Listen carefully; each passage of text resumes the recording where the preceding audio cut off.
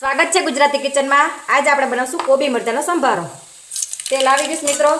આપણે હવે રાઈ ફોડી નાખશું। રાઈ ફૂટી જાય એટલે આપણે મરચાં અને કોબી બે નાખી દઈશું। એમાં હિંગ અને હળદર પહેલેથી જ નાખી દીધી છે મેં।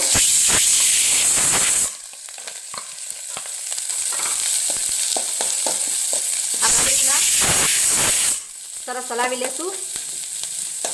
સંભારા વિના તો મિત્રો કોઈના ઘરમાં ચાલે જ નહીં। એમ ઘરમાં ચાલે।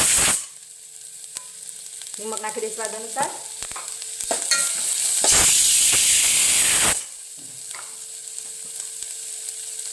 એવું લાગે તો થોડી હળદર ઉમેરશું।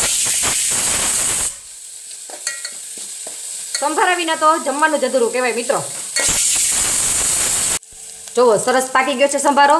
હવે છેલ્લે એકદમ ટેસ્ટી બનાવવા માટે આપણે નાખશું ધાણા જીરું પાવડર।